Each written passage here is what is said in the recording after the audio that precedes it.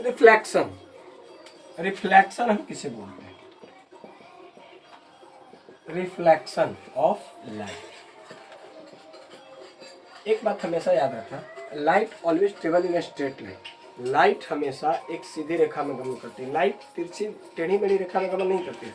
Light अगर ऐसे, light मान लो ये सनलाइट है, ये सनलाइट है, ये ऐसे आई, ऐसे आई, ऐसे आई, ये अपना किसी एक रास्ते को पकड़ते हो, स्ट्रेट लाइन, ऐसे तो ऐसे, ऐसे तो ऐसे, ऐसे तो ऐसे, स्ट्रेट लाइन फॉलो करती है वो लाइट।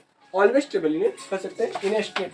देखो रिफ्लेक्शन क्या, एक सतह, रिफ्लेक्शन कहाँ होता है? रिफ्लेक्शन स्मूथ सरफेस पे होता है। ये आप याद रखें कि रिफ्लेक्शन कहाँ होगा। रिफ्लेक्शन संभव वहाँ है जहाँ पे सरफेस स्मूथ है और क्लियर रिफ्लेक्शन होता है। सरफेस ऑलवेज स्मूथ होना चाहिए एवरी टाइम। अगर स्मूथ सरफेस रहेगा तो रिफ्लेक्शन अच्छा होगा और नहीं तो फिर रिफ्लेक्शन अच्छा नहीं होगा। ये बात ध्यान में रखें। मान लेते हैं ये ऑब्जेक्ट जहाँ से लाइट सरफेस पे आई, सोर्स से, किसी सोर्स से लाइट एक सरफेस पे आकर के टकराती है। जब सरफेस पे आकर के टकराती है, वापस ये उसी रास्ते में, इधर जिस रास्ते से ऐसे आती है वापस उसी रास्ते की ओर निकल जाती है। The bouncing back of light मतलब, लेकिन एंगल बनाते हुए, एंगल बनाते हुए एक किसी बिंदु पर आई, टकराई। इसको जब कोई लाइट रे किसी सोर्स से निकलकर किसी सतह पे टकराती है, समझ गए, उसे हम इंसिडेंट रे बोलते हैं, यानी आपतित किरण। और जहां पे टकराती है, सतह के जिस बिंदु पर टकराती है, इस बिंदु को हम क्या बोलते हैं? Point of incidence, point of incidence, point of incidence यानी आपतन बिंदु, आपतन बिंदु। ठीक है, ये क्या है? इंसिडेंट रे मतलब आपतित, आपतित किरण। ठीक ना, आपतित किरण, आपतित किरण आपतन बिंदु से टकरा करके वापस उसी रास्ते में निकल जाती है। तो जिस रास्ते, वो जो वापस जो निकलती है जो किरण, उस किरण को क्या कहते हैं हम? Reflected ray, reflected ray, reflected ray यानी परावर्तित, परावर्तित किरण। ठीक है, रिफ्लेक्शन का एक हम नॉर्मल का लाइन खींचे इसमें। ठीक ना, एक नॉर्मल, जिसको हम नॉर्मल बोलते हैं, हिंदी में अभिलंब बोलते हैं, हिंदी में अभिलंब बोलते हैं, अभिलंब। ठीक ना, प्रकाश स्रोत से निकलकर किसी बिंदु से टकराकर वापस चली जाती है।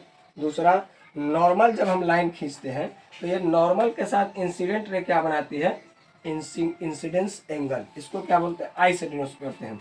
Incidence, incidence, incidence angle, angle of incidence, sorry angle of incidence, इसको हम आई से डिनोट करते हैं। और ई क्या बनाती है नॉर्मल के साथ? Angle of reflection, angle of reflection, angle of reflection,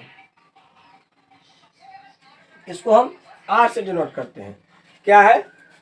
आपतित किरण, आपतित किरण, परावर्तित किरण तथा आपतन बिंदु, तथा आपतन बिंदु पर खींचा गया अभिलंब, तीनों एक ही तल में होता है। रूल समझो, क्या है law of reflection?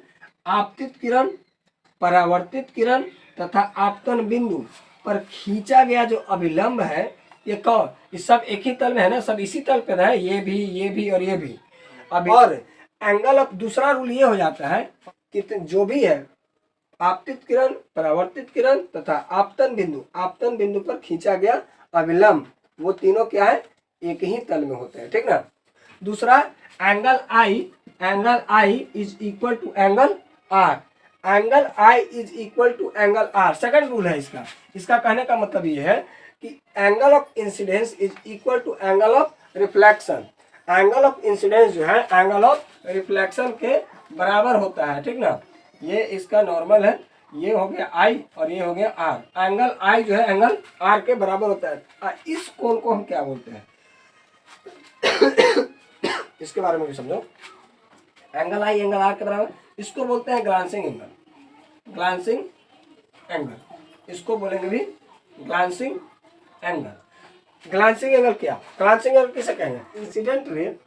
Incident ray surface के साथ जो कोण बनाती है उसे हम कहते हैं glancing angle. Type of reflection, type of reflection, ठीक ना। टाइप ऑफ रिफ्लेक्शन क्या है?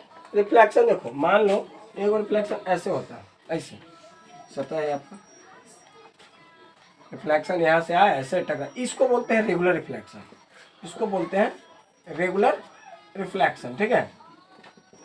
लेकिन कभी कभी क्या है, सतह उबड़ खाबड़ होने की वजह से, कुछ गड़बड़ी होने की वजह से ऐसे आएगा लाइट और ये ऐसे निकल जाएगा, या हो सकता है ऐसे निकले। ये सब क्या है? Irregular reflection. तो इस तरह से रिफ्लेक्शन होता है, ठीक ना। और कभी भी ये समझो कि रिफ्लेक्शन सबसे अच्छा कहाँ से होता है? तो मिरर से होता है।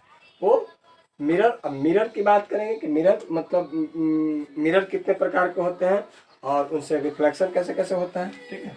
ये एक सतह है, मान लो angle of deviation, angle of deviation, इसको ऐसे समझो, ये एक सतह है। मान लो ये लाइट यहाँ से ऐसे आ गई, इंसिडेंट रे हो गई, इंसिडेंट रे। और सपोज दैट ये मान लो कि यहाँ तो लाइट आई, रिफ्लेक्ट तो ऐसे होगी, अगर लाइट आई है तो रेगुलर रिफ्लेक्शन तो इसका ये होगा, ये जो होगा ग्लांसिंग एंगल, ये, और अगर नॉर्मल खींच दे तो ये एंगल ऑफ इंसिडेंस और ये एंगल ऑफ रिफ्लेक्शन। लेकिन किसी कारणवश बाय द वे मान के चलो कि ये सरफेस जो है यहाँ पे टूटा हुआ है, तो लाइट क्या है, यहाँ से ऐसे चली जाएगी लाइट, तो यहाँ से ऐसे आकर के सीधा ऐसे निकल जाएगी, क्योंकि वो तो रिफ्लेक्ट करेगी नहीं। जब लाइट यहाँ पे मान लो सरफेस, जिस सरफेस पर पड़ी लाइट, वो लाइट क्या है, वहाँ से सरफेस पर पड़ने के बाद भी सीधी निकल गई, मतलब वो रिफ्लेक्ट नहीं हुई। इस कंडीशन में क्या होता है, ये एंगल यहाँ से सीधा यहाँ तक बनता है, यहाँ से सीधा यहाँ तक, और इसी को हम बोलते हैं एंगल ऑफ डेविएशन। इसी को क्या बोलेंगे हम? Angle of deviation. कब बनता है? जब सरफेस फूटा हुआ, तो इसी को बोलते हैं, मतलब आपतित किरण और निर्गत किरण जो निकल गए, जो किरण निकल गई, और आपतित किरण जो पड़ी सतह पर, जो प्रकाश स्रोत से निकल करके सतह से आकर के पड़ती है किसी सतह पर, उस किरण को हम आपतित किरण कहते हैं। और सीधा ये निकल गई, ये रुकी नहीं, ये सीधा निकल गई। तो इस प्रकार से जो कोण बनता है इनके बीच, इसी को कहते हैं हम एंगल ऑफ डेविएशन, ठीक है। यानी हिंदी में इसको बोले तो विचलन कोण। विचलन कोण क्या है? आपतित किरण और निर्गत किरण के बीच बने कोण को हम क्या कहते हैं? विचलन कोण कहते हैं। ये आज के लिए इतना ही। नेक्स्ट पढ़ेंगे हम लोग मिरर के बारे में।